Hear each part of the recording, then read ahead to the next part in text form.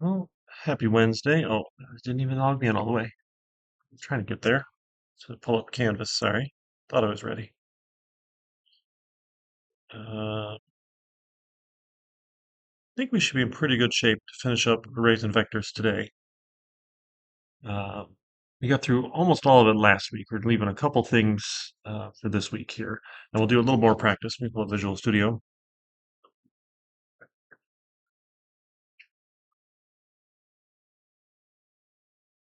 So we've got week 10 arrays and vectors. Let's we'll start with that one. We can just keep adding to it here.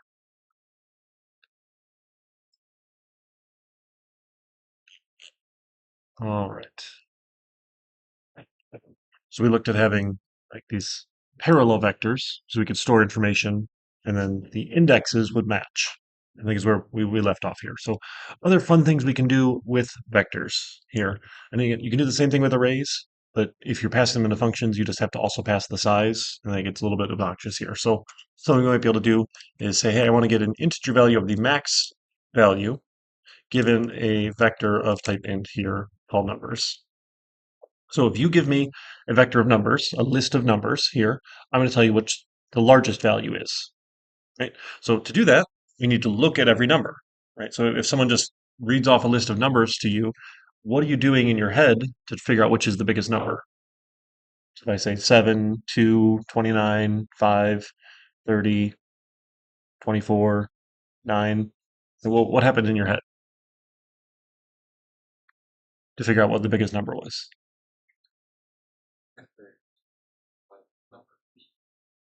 Because saying the highest max value with the first index Yeah, and then compare to you're going right to code. You're just skipping your head. Or do you think in code in your head? Yeah, so we compare them and we know which one is the largest. And every number we look at, we say, is it the new largest? Right? Starting with the first one. So our largest value is probably the one at 0 until we know otherwise.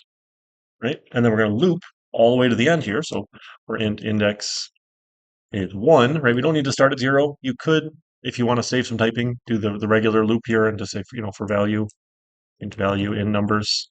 That's fine too. You've done one extra comparison, which no one actually cares, but most people start at 1 because it's, you know, nanoseconds faster to skip one comparison, but that's fine. Say, hey, if my largest is less than the value, right? So if the value is bigger than the largest, right? You can write it either way, I guess, right? If the value is larger than the largest, we now have a new largest. Largest is equal to the value. When we're done, we can return the largest. Right? Look at every number. If we find a bigger one, that's now the biggest. Right? Works the same way for minimum. We just flip it. We're looking if we find the one that's smaller. Right? So max is pretty easy for getting numbers out. How about a average? Given a vector of integers, numbers. Right? We just add them all up, divide by the length. Right? So we have a int total starts at 0, and for value and value in numbers, we'll just add to it. So total plus equals the value. We're done. We can return the total divided by numbers.size. Now, we want to be a little bit careful here because that is an integer and size is also an integer. Are we going to get the number we're expecting out here if we take an integer divided by an integer? So we want to make sure one of these is a double here. So probably total should be a double. That way we actually get a double result, right? Because if one of our two operands is a double, then we'll get a double result here. So just want to be a little bit careful with that. When you're adding integers, it is an integer total, but you want to make sure we get the double result. So average is pretty good. Min, max, those are pretty good to follow here. Um, what if we wanted to sort a list? Here, this one gets a little bit trickier. You get into sort. I think there's a whole chapter on it later, isn't there? Searching and sorting algorithms. We're just going to steal the easy one here because it's a fun example to look at with vectors. And we're going to do the really naive, slow, lazy approach because it's the easiest one to code, right? And that's okay. It's not the end of the world here. There's much better ways, and we'll spend lots of time looking at those eventually. For now, if we wanted to sort one here, that's just a void function, right? I don't need to return anything because I'm going to be changing the vector you give me. right? I'll modify it in place here. So I don't need to return any values here. We'll call this sort a vector of int called numbers. So, excuse me, the two basic ones that the book gets into here, you have a selection sort and an insertion sort. We're just going to do the selection sort, and that's easiest for now. Well, again, we can come into those later. I don't think we cover any of that in this one here. Right? I think we stop at pointers. Yeah, we stop with pointers. So it's available to you. Um, at the end of the semester, you want to make sure you save all the chapters. You can print them to PDFs because when we teach 200, we use Zybook again, but we don't have like the Zylab stuff. And at least when I teach it, I don't give points for going through the chapters. It's just like a reference material at that point because you've already done it all for 150. And that way you don't have to buy it again. Right? But we use the same content and we finish the rest of the book here. And then usually there's some supplemental stuff or like, hey, go look at this textbook because there's a couple in the library if you want more information. At least when I teach it, and I think that's what everyone does because that's what they tell us we're supposed to do. But academia is kind of weird, and you can do whatever the hell you want sometimes. And I don't understand this place, but that's okay. Uh, so make sure you save all the chapters to PDF. You'll get to all this other stuff eventually here. And next semester, we spend a lot more time on inheritance and pointers and recursion, templates and containers, and searching and sorting. Those are some of the major topics we get to next semester. So save your chapters, print them to PDF. You can always open them up later with not, and then you don't have to pay for the book again, right? Uh, okay. So a quick way to sort. So the naive way is we can just go find either the biggest number or the smallest number and put it either at the front or the end. Right? Do you want to take all the biggest numbers first, or do you want to take all the smallest numbers first? It really doesn't matter. We can go either order. Biggest first. Okay. So what we're going to do is we're going to find the biggest number, and then we're going to put it at the end. And then we're going to look at everything except for that number and find the next biggest number and put it at the end minus 1. And then we're going to find the next biggest number out of the rest of the numbers, put at the end minus 2 and minus 3. So we're going to work our way back, building out this sorted portion of our array here by finding the biggest one and putting it there. So we have to go get the biggest number. We can't use this function. We sort of can for the first one, but it's not useful after that because I want to ignore the last little bit that I've already sorted here is the small problem that we have. So um, what we generally do is we do this in two loops here. So we have our first loop here. So we're going to say for an index is, now we want to start at the end here. So I want the size minus 1. Remember, if I have 5 numbers, my size is 5, but I have indexes 0, 1, 2, 3, and 4. Right, so I want my last index. So my index is going to be my numbers.size minus 1 here, and I'm going to go as long as index is greater than 1 here, or greater than 0. Sorry, greater than 0, because if I've sorted the 5th spot and the 4th spot and the 3rd spot and the 2nd spot by putting the biggest number here, the next biggest number, the next biggest number, the next biggest number, I don't have to do anything with index 0. It's already sorted, right? So I can stop when I get to 0. I don't need to do anything with 0, so I'll stop when I'm greater than 0, so nothing happens that last time. And what I'm going to do is I'm going to take index minus minus. I'm going to go down 1 every time. So we're going to get 4, and then 3, and then 2, and then 1, and then we're going to stop, right? So that's our outer loop here. So this will be where we want to put the number here. So this is the index to replace here. We'll do that. So index to replace, right? That's the one we're going to put the biggest number in. Or we can even name it like that. Let's do that. So this will be the index to put biggest. The index to put the biggest. Is that hopefully clear? And we can name it whatever we want. It's our code, right? Then what we need to do is go find the biggest number, right? So we're going to loop through finding all the values starting at 0, going up to and including this index here to find the biggest, right? So we need to find the biggest number then. So we have an int biggest value, or we'll say biggest, right, is going to be my numbers.at0. Until and otherwise, it's the first one, right? And then let's go loop through. So Now, I want to use indexes here. I don't want to use looping everywhere because eventually I'm not going to look at all the numbers. I'm going to look at all the numbers minus 1, all the numbers minus 2, all the numbers minus 3, all the numbers minus 4, right? We're going to restrict how many we're looking at each time here. So this will be for int index to compare, starts at 0. My index to compare is less than my index to put the biggest, less than or equal to, because I can go compare up to that number here. And then my index to compare plus plus. So this one increases. It's a little long here, sorry. But again, I'm zoomed in. This would fit on your screen without having to scroll left and right. So we're going to say, okay, if my numbers at my index to compare is greater than the biggest. Now, what I actually need to be tracking, though, is not just the biggest number. I need to know what index it's at because I need to hold on to that number. Because when I've looked at all 5 numbers, what I'm going to do is just swap the 2 places. So if the biggest number was at index 1 and I need to put it at index 4, I'm going to take what was index 1 and put it where index 4 was and just swap the 2 numbers. So I need to store the index here, not just the biggest value here. So I'm going to rename this one here. This is the index of biggest. And that just starts at 0, right? It's assumed to be the 0th index here. So if the numbers at the index to compare is bigger than the numbers at the index of the biggest, bless you. Now we have a new index that we're tracking because I know the value at that index was bigger. Right? So we're going to say, okay, my index of biggest is equal to the index to compare. Right? So if we draw this out here, sometimes it's easier to draw it out. I like drawing with Word because I can.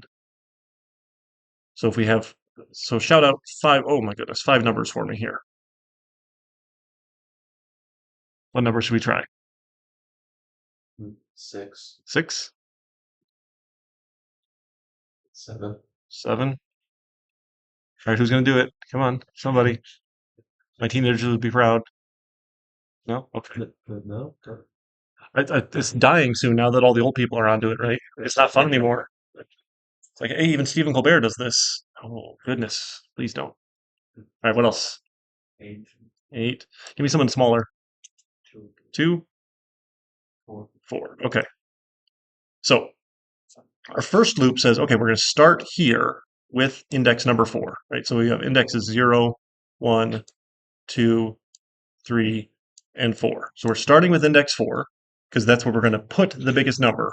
Then we're going to start back at the beginning and start comparing here. So this is our index to compare. So I'm going to need to eventually swap the biggest number into index 4. So we say, okay, what's the biggest number? Well, I'm going to start at index 0. The biggest number is at index 0. It's 6. And then we say, okay, is the biggest number now at index 0 or index 1? The biggest number is now at index 1, right? So our biggest index is 1. And we say, okay, is the biggest number at index 1 or index 2? Well, it's at index 2. Right? Is the biggest number at index 2 or index 3? Still index 2, didn't change. Is the biggest number at index 2 or index 4? Still at index 2, didn't change. Now we swap. So we're going to take what was at index 2 and put it at what was index 4. So we swap the 8 and the 4. And then now my index to swap here, my biggest index is now index 3. So we're done with 4. So this portion is sorted here. That's my sorted portion. And now we start back at the beginning. Okay, index 0 is the biggest. Is index 0 bigger or index 1 bigger? Well, index 1's bigger. Is index 1 bigger, index 2 bigger? Index 1. Index 1 or index 3? Index 1. And then we're going to swap the 7 and the 2. So, okay, swap the 7 and the 2. Now, the next one we have to swap into is at index 2. Okay, what's the biggest index? 0? Sure. 1? No. 2? No. Okay, let's swap. So we swap the 6 and the 4. Now the next one we're looking at here is index 1. Okay, now I'm going to try and find the biggest number to go to index 1. Is it index 0 or index 1? It's index 0, so let's swap the values there. So we swap the 4 and the 2. 2 and 4, and now we're sorted. Okay, so index to put the biggest, right? Eventually we'll find the biggest value here, and then we have to go swap those two numbers. So I have the int temp, we'll say is my numbers at the index to put the biggest, index of the biggest, sure, that's fine. Either one can be the temp one. And then we need to go change the value. So I've stored what was there. Now I can change it to my numbers at the index to put the biggest, right? So grab the biggest number here, hold on to it, and then replace it with what was where we're going to put it, right? Then I can move my numbers, put the biggest, and put the temp number there. I mean, we'll just call it biggest. Right, right, put the biggest number there. So that's the swapping part. Okay. And then we go back and we decrease this one by one. Okay, now we're going to put the next biggest number here. And we do it again. Go find the biggest number.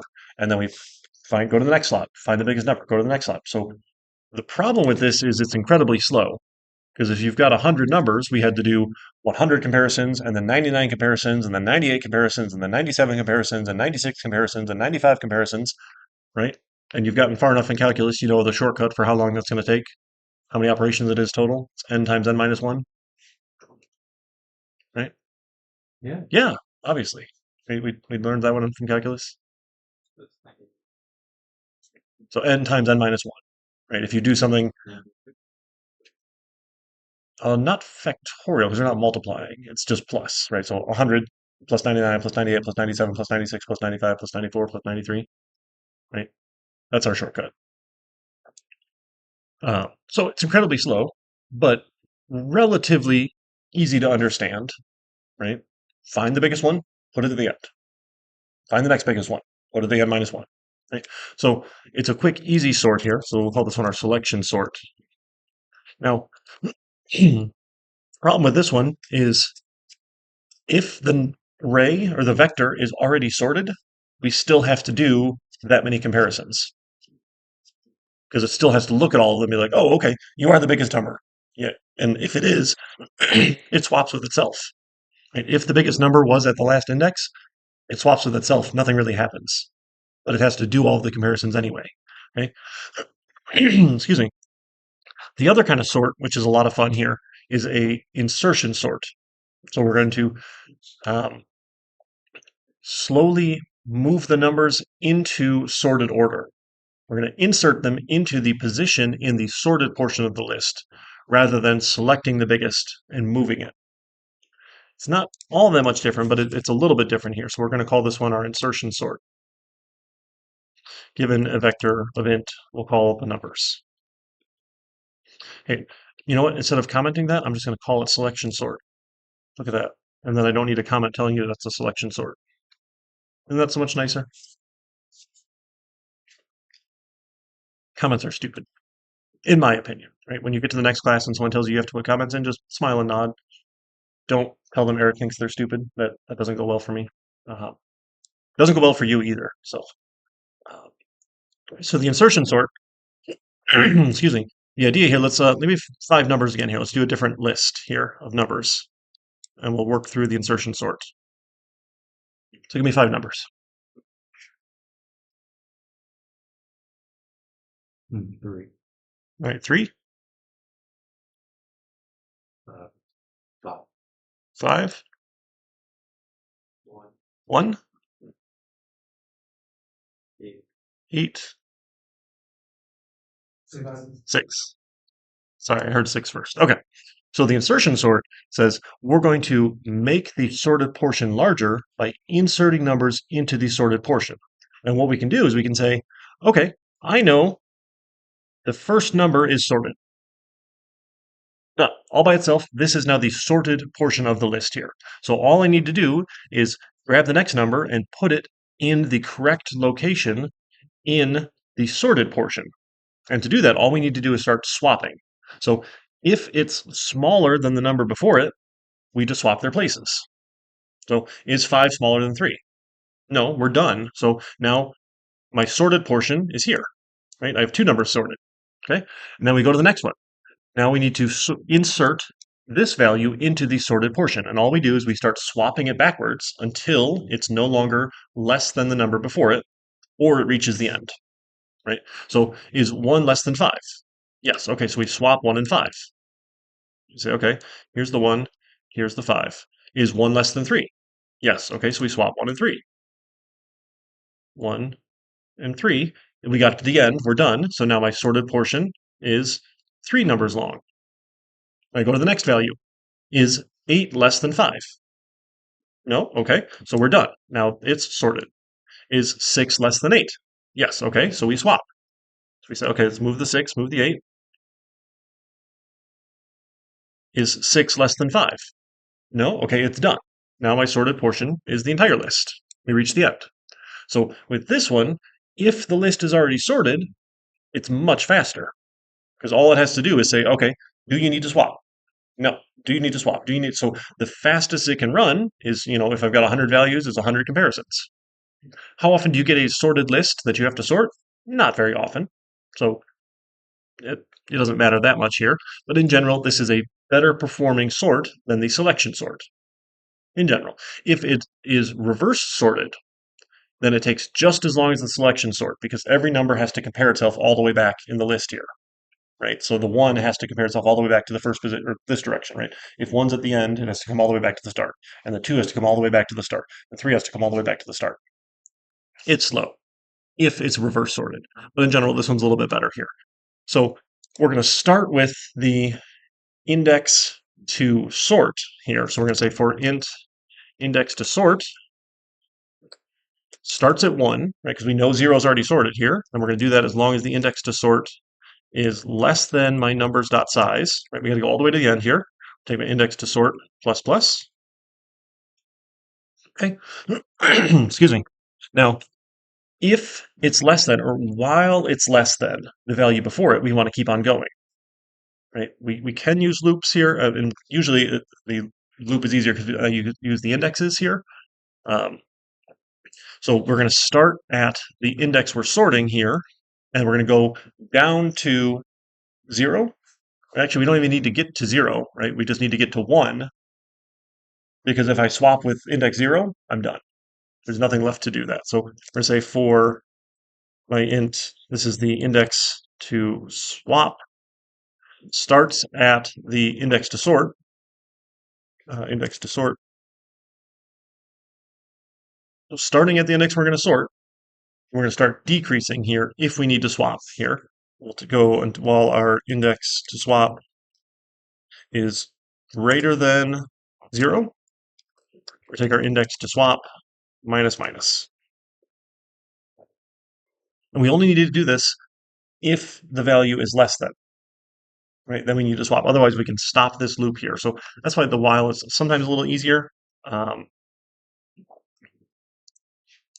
So we're going to say if my numbers at the index that we're swapping, if that is less than the numbers at the index to swap minus 1, because we're always looking at the number before it, the index before it here. So starting at 1, right, is it less than 0? If it is, let me go ahead and swap here. So we do this temp thing here. So int temp is my numbers at my index to swap.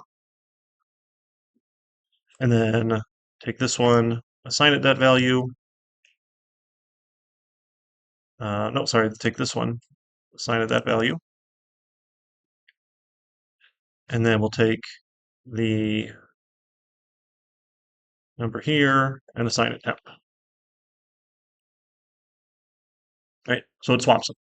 Right, grab the value where we are swapping, replace it with the thing before it, take the thing before it, replace it with that temp value. Right. Now, if it's not, right, my else case here, we just want to break my loop, stop the for loop, right? Because I didn't have to do any swapping. I don't need to do any more comparisons. So again, I think breaks are ugly. A while loop we could use instead of using breaks, but this is okay too. It should work for us here, and that's all that does. Right? So we just work our way back to the front here as we're increasing the number that we're sorting, the index. Right? So start in index 1, sort it. If it's less than index 0, swap them. Right? Then look at index 2. If it's less than index 1, swap them. If not, you keep on going. Index 3, is it less? And is it less? Is it less? Is it less? So it should swap them back as we go here. So if we get our vector of int numbers to sort, And then we can use this little syntax here with our curly braces to say, hey, what were our numbers here? We had 4 and 7 and 6 and 9 and 2 or something. I forget what they were here. That's all right. Right. And I wanted to print those out here. See out my numbers to sort. And then we'll sort them here. So let's use our selection sort given our numbers to sort. Oh, I can't. That's right. You can't just output a vector. We have to say for int value in my numbers to sort. Don't I have like a print? Let's write a function here. Void print vector. Vector on one line given a vector of int numbers. There we go. So for value in numbers, see out the value and a space, right? And then eventually we can add our end line here. And that'll put them all in one line for us, right? There we go. I'll print out my numbers to sort. We'll sort them, and then we'll print out our vectors to sort again here. Make sure that one works for us. Let's try it. So we haven't actually run the code yet. We wrote a bunch of code. We didn't run anything yet. That's kind of boring. Uh-oh. Didn't sort anything. We tried our selection sort, but it didn't sort. Let's take a look and see. So let's go to our selection sort, add a breakpoint, and run it with debug mode. See what it's doing here. All right, so we got our numbers, right? 4, 7, 6, 9, 2. And it does some stuff. It does some comparisons. Does a swap. Okay, now the next one. Finds the biggest number. Finds the biggest number. Swaps. Oh, oh, I went too far. Shoot. I got too excited. Sorry. Too many clicks. Let's put it down like here because we want to just watch the swaps. So continue, continue. So here's our numbers here. So we got the 9 in the right spot. Now the 7 is in the right spot. Now the 2 is in the right spot. Uh-oh. Didn't finish right. What happened here? Right? 4, 7, 6, 2, 2. Oh, we already swapped. That's right. Okay. So continue. Now the 9 and the 2 swapped. Did we swap? We put the wrong one there, didn't we? What did we change here? We had 4, 7, 6, 9, 2. Now there's an extra 2. Oh, I'm sorry. I should put it here before we do the swap. There we go. Okay, so now the 7 is here. So 4, 2, 6, 7. The next one here we've swapped. 6 didn't swap, nothing changed, right? And then the 4 and the 2 should have changed, but nothing changed. Oh, we didn't pass the reference to the vector. My bad. We just passed a copy of the vector. So we need to say, hey, this is a reference here, not a copy. Sorry, my mistake. That was the big issue. Now when we run it, we get our sorted list because I passed it the reference. I didn't pass it a copy. All right, so the selection sort works if we do it right. Let's try with the insertion sort. Insertion sort.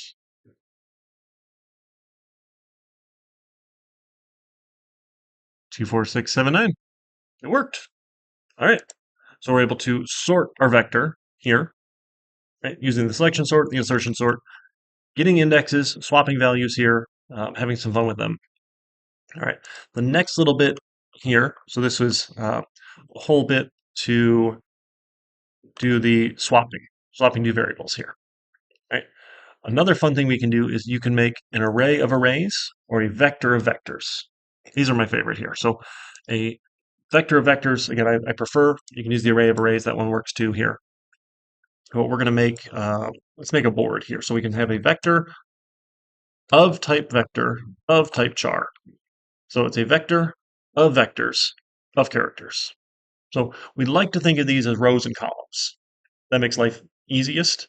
They're not actually in rows and columns because it's here's a vector of characters, here's another vector of characters, here's another vector of characters, here's another vector of characters. But if we stack them and say here's the vector and then here's a vector and here's a vector, we have rows and columns, and it makes sense the way we visualize it here. Right? So call this our board. Then it's going to equal an array of arrays or a vector of vectors here. So I'm just going to put some spaces in here. I'm going to do some characters, right? So there's the first vector, right? And then the next vector. Why is the spacing here so bad? Maybe I'll take this one down. There we go. Let's do this one here, right? And then one more, uh, that one here. And then the whole thing ends there.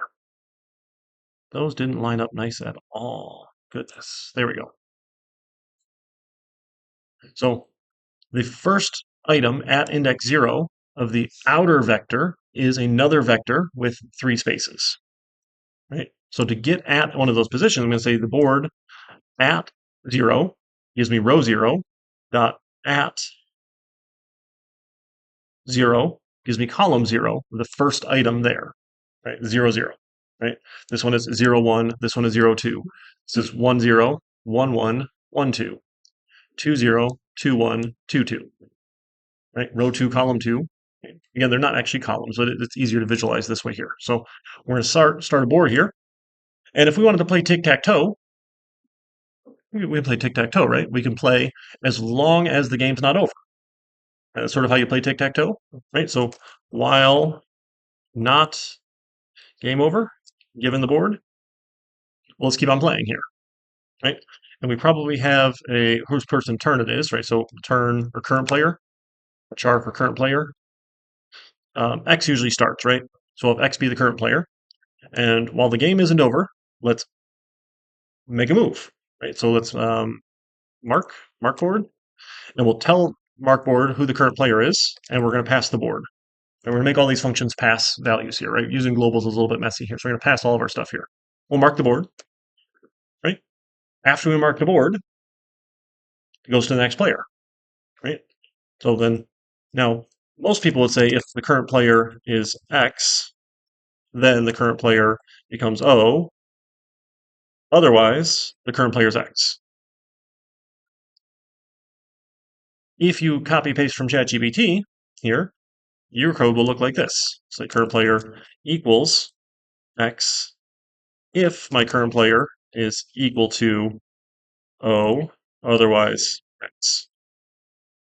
These little ternary expressions. Remember I mentioned these? These are ugly suckers. ChatGPT loves these. When students give me this kind of code, I know they didn't write it. I'm just going to be honest. I hate writing these things. These irritate me like crazy because they suck. And no one understands. What do I put first? Like, why is it backwards? Right? This sort of garbage. So if the player's O becomes X, otherwise it becomes X. No, that's wrong, isn't it? It should be O, isn't it? See, I screwed it up. If the current player is O, it moves to X. If the current player is not O, it should move to O. There we go. These are confusing. Why do you put them in the backwards here? Anyway, we change player and we keep on going. Maybe we want to print the board at some point too, right? Print board, given the board, and then we mark the board, then we change player. If the game's not over, keep going, keep going, keep going. Right, we're doing our functional decomposition. Throw it out at your Thanksgiving party. It'll be a good time. Everyone will look at you like you're crazy. Just smile. You're a nerd. You own it. All right. So to print a board, right? So void print board given a vector of char board. I want to print the first row and then a new line, the next row, a new line, the next row, right? But I want to add in the cool little dashes to make it look like tic-tac-toe, right? We're playing tic-tac-toe. I'm sorry, I think I mentioned that, right? So now we could do this really smartly here.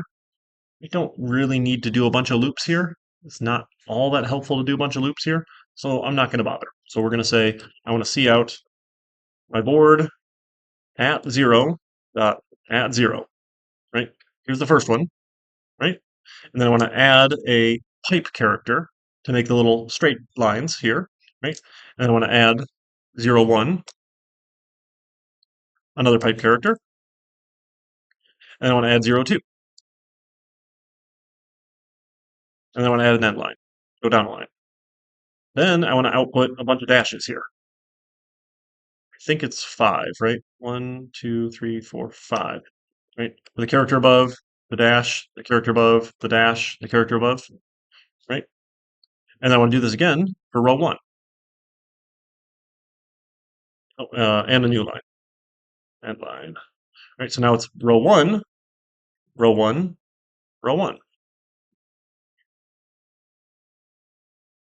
Right? And then I want to do this line again here. Right? And then I want to do this one. Now I want row 2. Again, I'm sure we could come up with a loop to do it here, but I don't want this after the third row here, so like your loop gets a little bit funny. And this isn't too bad here. I only feel a little bit bad about it. But that should print the board, right? All right, now we can print a board. How about game over? So that's a Boolean value, right? We're telling you true or false. The game's over. Sorry, question? Still, but there's an error. At the end, so whatever. Uh, In the main function, you if current player is equal to every two equals to there and one equal to there. So that is the condition, right? so you do the assignment, then the condition, and then the else, if I remember right. I think equals First. equals x, then it becomes O, otherwise x. Yeah. Okay. Wow, why didn't it give me an error then? All right, cool. See, I hate these things. What that question mark is. It's the ternary expression, so it's the single line if else assignment. So it lets you say, I'm doing an if else. So here's if this one, else this one. They're ugly. I don't know, I hate them, and I don't even remember how to use them apparently. I usually have to go look them up. And that's why I hate them. Anytime that makes me like stop and think, I don't like it. I don't like to think. All right. So game over then. Game over. Now, given a vector of board, there are two different ways the game can be over, right? You can have a winner, or you can be tied. The cat's game. I don't know why it's called a cat's game. My cats don't know how to play tic-tac-toe. But sure, we call it a cat's game. So if either one of those is true, then the game's over. So we're going to return is tied, given the board, or has winner, given the board. Functional decomposition, right? It's hard to know to do both, so let's break it apart, right? Cool, we can do that. So is tied, given a vector of board. Now, we know it's tied if there is no space and there's not a winner. But really, we don't particularly care if there's a winner. We just care if there's not a space, right? So what we're going to do is we're going to loop through and see if we find a space, we're not tied, right? That's our easy way. So we're going to say for, this is a vector of char, we're going to call the row in the board, and then for char, I don't know, bot in the row, right? Because the board is a vector of vectors of characters. So I can loop through every row of the board, and then every row is just a bunch of characters, right? Like column, maybe? Call it column, I guess. Sure. If the column is equal to a space, I can return false. We are not tied because I found a space. There's room to play. If I've looped through all the columns and all the rows and it didn't return false, then it must be tied and return true. Right? Again, we don't care if there's a winner here or not.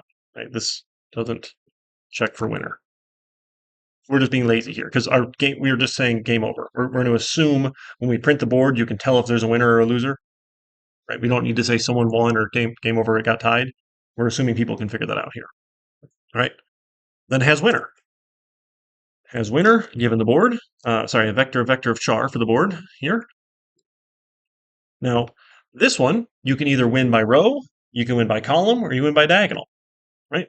So let's break it apart. So let's return has winner by row, given the board, or has winner by column, given the board, or has winner by diagonal, by diagonal, given the board. If any one of those are true, someone won, right? We're just breaking it apart. So let's do the has winner by row first. That's this one here. Has winner by row. For that to be true, every character in the row must be the same and not a space. Right? So we're going to say, hey, for vector of char row in the board, if my row at 0 does not equal a space, right? Not a space. And my row at 0 is equal to the row at 1, right? It matches, right? And my row at 0 matches the row at 2. If that happens, right, then I can return true. I found a winning row, right? It's not a space. The first matches the second, the first matches the third, right? They all match. I've found a winner. If I checked every row and I didn't return true, must be false, right? That's winner by row. As winner by column is a little bit different, right? By column, now I need to loop for every column and check every row here. So it's a little bit different. So we're going to say for int, this is my column index, starts at 0. My column index is less than 3, right? Sure, or board.size, or I mean, we know it's 3, so I feel we'll do board.size here. Um, column index plus plus. We're going to check column 0, and we're going to check column 1, we're going to check column 2, right? So if my board.at, now I'm always checking row 0 at the column index, right? So it's always row 0, but it's the column index is going to move from column 0, column 1, and column 2, right? If that one does not equal a space, right, and this one equals row 1, same column, right? Row 0 then matches row 1 at the same column, right? And row 0 matches row 2 at the same column. If all of that was true, I can return true. If I didn't return true, I checked all 3 columns, I can return false. Didn't find a winner by column, right? So column is the thing that's moving here. Column 0, row 1, 0, 1, and 2. Column 1, row 0, 1, and 2. Column 2, row 0, 1, and 2. Right? Now, by my diagonal here, now, if you wanted to be crazy, we could do both diagonals. Like, hey, have a diagonal up and a diagonal down function. I think that's a little bit overkill. Right? I think at that point we've gone a little too far here, but totally up to you. Right? You got to write the code. But I'm just going to do a single one here. So both diagonals cross through the middle, right? Which is row 1, column 1. Right? That's 1, 1. So if that is a space, we're done. Right? So we're going to say, hey, if my board at 1 dot at 1 does not equal a space, right? That's the first starting addition here. And now I'm going to check both diagonals at the same time, because why not? We can say this one or this one, right? The logic's a little bit crazy here, but that's okay. So we're going to do another set of parentheses here. So then my board dot at 0 is equal to the board at 1, 1, and the board at 0, 0 matches 2, 2, right? So 0, 0, 1, 1, 2, 2. If those ones match, we're good here. So that's one possibility here, right? But I want that one or another possibility, go in the other direction. So this is a little messy here. Your parentheses are pretty important as we go here. So let's just do that on one line here. It'll be a little bit long, but it'll make this look a little bit nicer, I think. So we'll say that one or, right?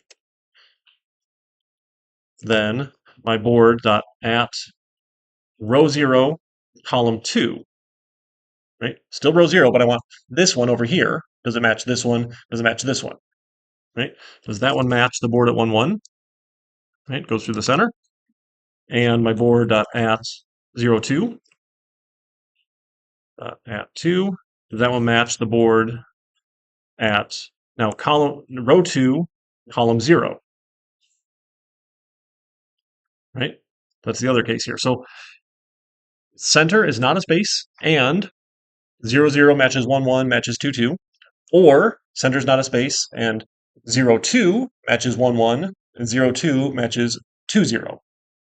Right? Row 2, column 0. Right? If any of those ones are true, then we can return a true. Let's see, we'll return true. Oh, am I off by one still? Let's see. See, this is why it's too long here. Where is that matching one? Yeah, one more parenthesis, I guess. That looks like too many, but sure. Return true. I guess we have it in. I don't know. No? Sure. Otherwise, and really, if you're saying if something return true, else return false, you just return it, right? We don't need to do any of that. We can just say return this sucker because it's already true or false, right? It's just true or false, like this diagonal or this diagonal. So that's not really a one-liner, but kind of a one-liner here. It's a 2-3-liner. It's a little bit ugly. That's okay. Not the end of the world. And look, they sort of match up here now, right? So this one and this one or this one, right? That was the goal with that one, right? Cool. Now we need to mark a board, right? So mark board, probably void, right? Void mark board, given a vector of char. Now this one is important here that we pass by reference because I need to change the board, right? These ones to print and to see if the game's over, it doesn't really matter if I have the copy or not. Now, it's going to be faster if we pass a reference because I don't have to make a copy in memory. So it's probably better to pass all these by reference, but not necessary here. But this one, for sure, we have to pass by reference so I can go and change the board so we don't run into the issue we did when we were sorting. So to mark it, we just printed it, so we'll ask them, right? So cout enter a row and column mark, or maybe we say what player's turn it is. Right, this was mark board given the current player, char current player. So maybe we'll say current player turn end line, enter a row column to mark. Sure, why not? Um, and then I can see in on row, and you can actually see in on column as well. Right? You can do both at once. If we're only doing numeric values, it should be fine. So you need an int for row and an int for column. Right? We can grab them both at once. Now, we want to make sure they're valid numbers, right? 0, 1, or 2, and that the spot isn't already marked. Right? So I'm going to say while my row is less than 0 or row is greater than 2, right? Or column is less than 0 or column is greater than 2 or my board.atRow.at column does not equal a space. If that's true, that's invalid. Ask again. Let me move these up here. Right? We'll say invalid. Invalid spot. Right? Just tell them it's bad. Right? You could print it again. You could do whatever you want in here. That's probably fine. So eventually we'll get something that's between 0 and 2. Right? 0, 1, and 2 are good for both of those. And now it's nice here because when we're ORing, remember this will do the short circuiting. If this one is true, it never looks at the last one. Right? It just says, oh, there's something true and you're ORing together, run the loop. Right? The whole condition becomes true. So if I have a row that's negative or a row that's greater than 2, it's not going to try and get an invalid index and crash. Remember, you try and get an invalid index out of a vector, it crashes on you. It says you get that invalid index and pukes. It never tries to get one because I'm ORing them all together. The whole thing was true, and it will just tell me it's invalid immediately.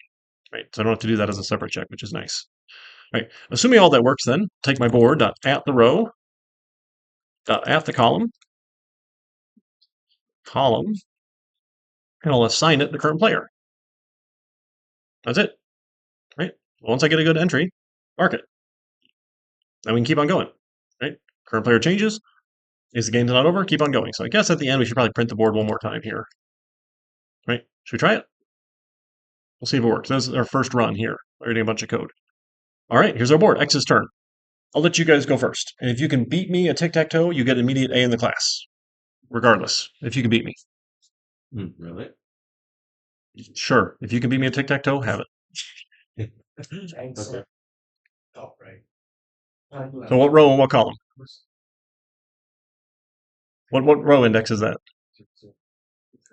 0, 0. All right. So I've got to go to the center. Right. 1, 1. Uh-oh. I'm cheating, apparently. I went, oh, because the stupid enter key. All right. Hang on. Doing the CNs is so obnoxious. I think we just CN one more time. Hang on, like a string for garbage or something. Garbage. CN on garbage. I think that does it here. Let's try that because it keeps the enter key around or something like that. All right, so you went 0, 0. I did 1, 1. Nope, still did it. All right, we got a bug here. Hang on. It's this entry thing is the worst part. Okay. All right, so 0, 0. X was good. Oh, didn't it debug? It never. Did not get to that line. 1, 1. Why did it not stop at that line? Oh, it never got to the wild. Oh, okay. Yep. Sorry. You got to grab the garbage here and here, just in case. Every time we grab this one here. Oh, I wonder if we just into garbage as well. Let's try that. That's like the enter key. All right. This hopefully will work. Let's try that. 0, 0. Nope. It wants like a space. What is it? I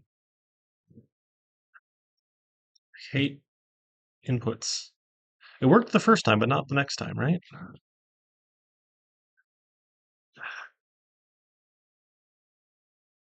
We're not getting any other CN, right? That's the only CN?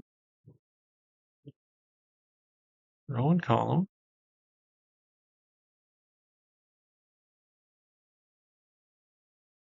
Why is it not working? All right, hang on. Let's try it.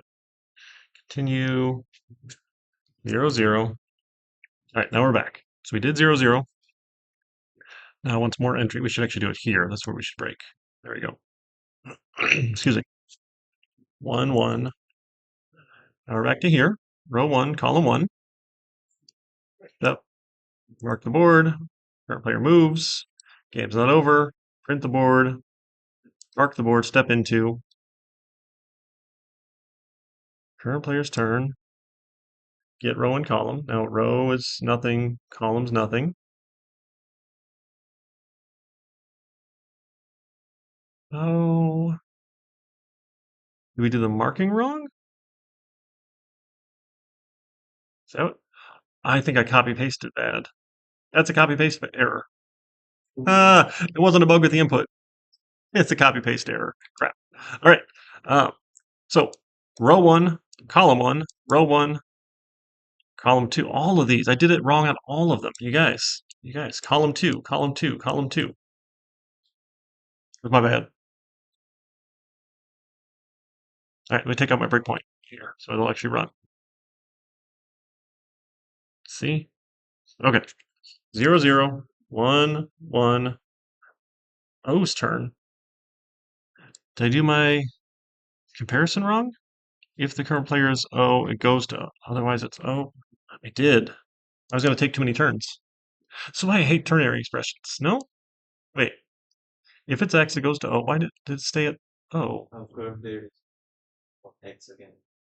Yeah, but It was X? yeah, you type the current player is what X, right? Current player. Hang on a second. C plus ternary. Something's not working with my ternary expression.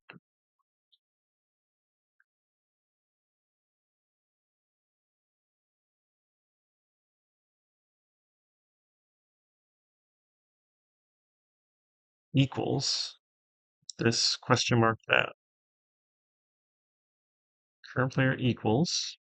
Okay, so I equals. Then we give it current player equals O question mark X. Otherwise O. This is still super ugly. That's awful looking. No, yeah, just this one, right? A equals. B is the condition. C is the value that's true. Okay. These are awful looking. We'll try that. 0, 0, 1, 1. X's turn. All right, let's try it. Let's try it. Bottom right. Bottom right, what row and what index? 2, 2? Yeah. All right, so I've got to go force you to go somewhere else, right? Stop one of these positions. So I'm going to go 0, 1, and then you're going to have to block me. So you go to 2, 1, and then I have to stop you. So I go 2, 0, and then you have to stop me. So you go Right. 1, 2, 1, 0, 2. Oh, yeah, 0. Yeah. 0, 2. Okay, I almost won there. All right, and then I have to stop you. So I'm going 1, 2, and then you have to stop me. 1, could we go 1, 1? 1, 1, 0. 1, 0?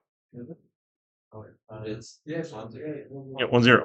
Oh, Game over. We tied. You want to try again? what if you overrate it? I'm sorry? After you press 1, 1, what if we type 1, 1? Let's try it. Yeah, let's see if our code works. Right? It should tell you it's invalid. So 0, 0, 1, 1. You try 1, 1. Invalid spot. You got some checking. No cheating. I'm the only one who's allowed to cheat. You try. You gonna beat me this time? Come on, beat me. Where are you gonna go? 1, 0. 1, 0. All right. Well, I got to stop you, so I go 2, 0, and then you go 0, 2. All right. I got to stop you, so I go 0, 1. You got to stop me. You go 2, 1. All right. And then it doesn't matter where I go. I'm going to make the pattern, though, because I like the upside down Y shape. So I'm going to go 2, 0. No, sorry, 2, 2. And you go 1, 2. That's my favorite ending when it's like an upside down Y and a V. I don't know why. My wife thinks when I play my kids, I should let them win occasionally. I tell them life isn't fair.